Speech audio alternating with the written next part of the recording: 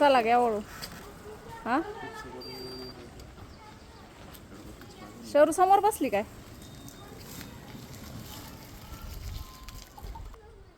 Hello नमस्कार मंडळी, स्वागत आहे पुन्हा एकदा आपल्या नवीन आणि छोट्याशा व्लॉगमध्ये. चला आता 4 ते 5 वाजेच्या दरम्यान बाहेर पडलो आहे घराच्या, कारण थोडासा भाजीपाला वगैरे आणायचा होता. संध्याकाळच्या भाजीसाठी काहीच घरामध्ये शिल्लक नव्हतं, तर मम्मीला म्हटलं चला मी पण थोडंसं फिरून येते आणि मस्त असा भाजीपाला पण घेऊन येते. आणि माहेरच्या सुट्ट्या मस्त अशा एन्जॉय करणं चालू आहे बरं का. निवांत असं राहणं चालू आहे, कारण सुट्ट्यांमध्येच आपण माहेरी निवांत राहू शकतो. मग एरवीमध्ये येऊन यायचं म्हटलं की 1-2 दिवसामध्येच परत जावं लागतं. आणि संध्याकाळचा छान असा सूर्यास्त होत होता, तर मस्त असं त्याचं पण शूट करून घेतलं. आणि इथे भाजीपाला जवळच भेटतो. चला हा आहे नेक्स्ट दिवस. आणि दुसऱ्या दिवशी आम्ही निघालो होतो संभाजीनगरच्या जवळच असलेलं हे खाटूश्यामचं मंदिर. तर हे आता नवीनच झालेलं आहे आणि बरेच दिवस झाले मला आल्यापासून अशी इच्छा होती की खाटूश्यामच्या दर्शनाला जायचं म्हणून. तर आज फायनली योग आला आणि आम्ही सगळेच खाटूश्यामच्या दर्शनासाठी निघालो. संभाजीनगरच्या अतिशय जवळ हे आहे, 30 किलोमीटरपर्यंत अंतर असेल. आणि एवढ्या जवळ हे खाटूश्यामचं मंदिर सगळ्यांसाठी मस्त असं अवेलेबल झालेलं आहे, कारण बरेच जण आता राजस्थानमध्ये जाऊन तर कोणाचं दर्शन घेणं होऊ शकत नाही, तर त्यामुळे इथल्या इथेच आपण मस्त असं दर्शनाला येऊ शकतो.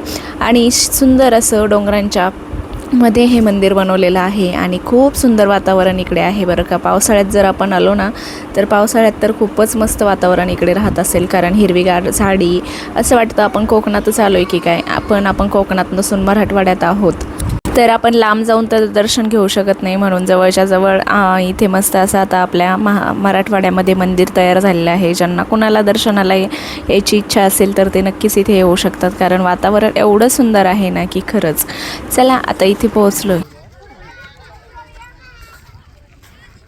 आज मस्त असं दर्शनासाठी खाटूश्यामला आलो आहे. मम्मी नाही है.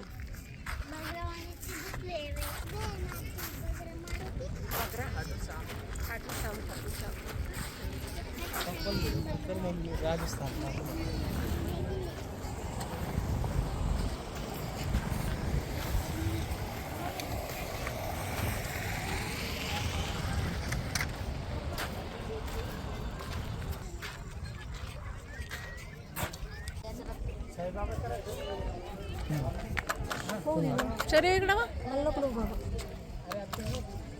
नाही नाही नॉर्मल रेंज नाही.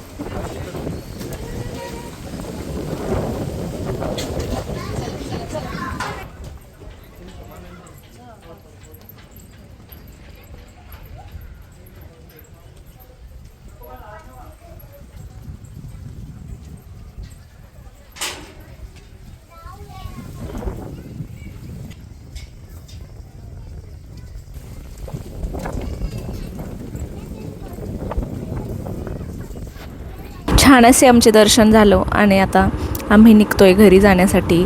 तर इथेच रस्त्यामध्ये मस्त असा चहा घेऊया म्हटलं.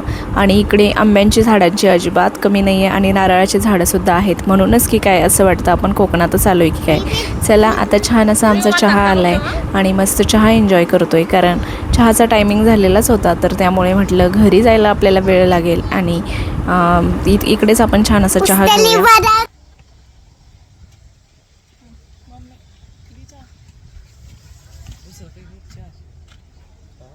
देवस्थान अजून नवीनच आहे, म्हणजे इथे बऱ्याच लोकांना अजून माहिती पण नाही आहे आणि बऱ्याच लोकांना ज्यांना माहीत झालं आहे तर ते इथे येतातच दर्शनासाठी.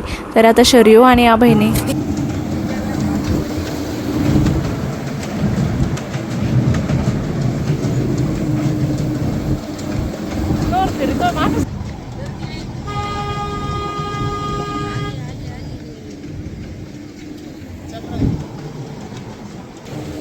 तर इथला चहा गुळाचा चहा होता आणि अगदी चवीला खूपच भारी होता बरं का.